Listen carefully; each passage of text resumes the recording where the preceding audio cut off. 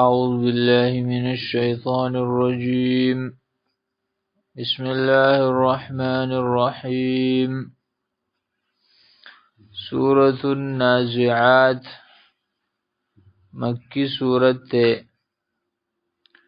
پدې کې شپږ سلويخ آیتونه دي، دو پکې رکوګانې دي.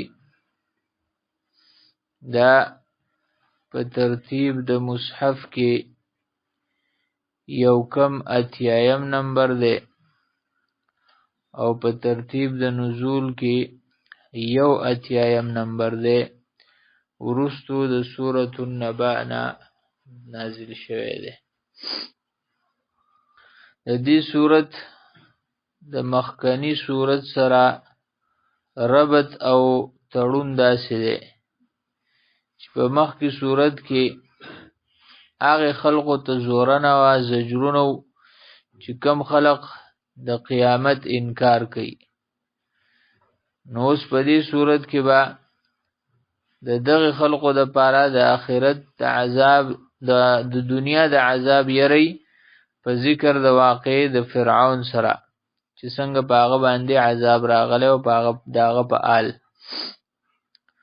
دویم ربطی د ماقبل صورت سره دا دی چې په تیر شوي صورت کې د بعث بعد الموت د اثبات د پاره عقلی دلایل ذکر کړو.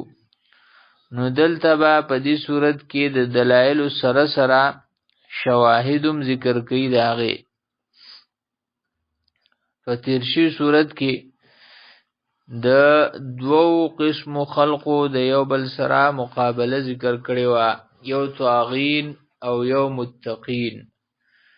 نو اوس په دې صورت کې به دا ښیي چې متقین څوک دي او طاغین څوک دي، د هغوی څه خویونه څه صفات، هغه صفات چې هغه په هغوی باندې غالبي هغه صفات به ښیي. په تیر شوي صورت کې د صورت په شروع کې په عبث سوالونو باندې انکار راغلی او زجر او زورنه پې راغلی وه. نو د دې صورت په آخره کې به بیا دغه رویه بیا رد کوي چې داسې نه دي په کار، هغه سوالونه نه دي په کار چې کوم سوالونو څه مقصد نشته او عبث دي، بې ځایه دي. د هغې سوالونو نه ځان ساتل په کار دي.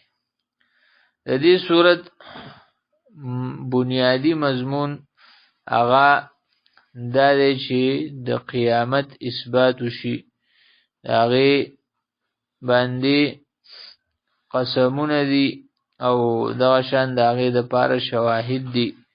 نو دا مرکزی مضمون دی. بیا د صورت خلاصه مختصرا داسې ده. په شروع کې د بعث بعد الموت او د جزا دپاره قسمونه ذکر کړي دي او د هغې څه حالات ذکر کړي دي. په هغې خلقو باندې رد دی چې کم خلق د بعث بعد الموت نه انکار کوي. اِنا لمردودون فی الحافره اذا كنا عظاما نخره. نو دا هغې خلقو چې کم خلق مشرکین دي منکرین دي د بعث بعد الموت نه، د هغوی باندې رد دی پکې. بیا د موسی علیه السلام د واقع مختصرا ذکر دی چې موسی علیه السلام الله رب العزت لیږلی فرعون ته او آل فرعون ته او دغه ډېر سرکشه خلقو. نو د هغوی سره د موسی علیه السلام څه معامله وشوه او فرعون کم د سرکشۍ اعلان وکړو، د سرکشۍ انجام ته ورسید. نو دغه به مختصرا ذکر کیږي. بیا په بعث بعد الموت باندې دلایل به قایموي او دا خبره وکړي چې دا حق ده او د الله د قدرت بعضې مظاهر د هغې ذکر به کیږي. بیا د آخرت بعضې احوال به ذکر کوي. یوم یتذکر الانسان ما سعى وبرزت الجحیم لمن یرى.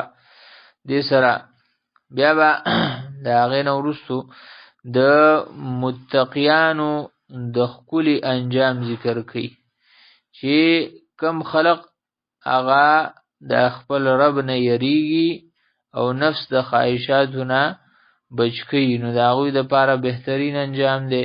فإن الجنة هي المأوى او د هغې نه مخکې به د طاغینو د سرکشانو ناکاره انجام ذکر کوي چې فإن الجحیم هي المأوى. او په آخره کې د کافرانو د بعضې تپوسونو بعضې سوالونو جواب دی او د دې خبرې بیان دی چې د قیامت د ورځې په باره کې هیڅ چاته هیڅ خبرې علم نشته چې دا به کله راځي. د دې علم صرف او صرف د الله سره دی او چې کله راشي بیا به دوی ته پته ولګي چې د دنیا د ژوند حقیقت څه و. بیا به انشاءالله درس وکړو. سبحانك اللهم وبحمدك نشهد أن لا إله إلا أنت نستغفرك ونتوب إليك وصلى الله تعالى على خير خلقه محمد.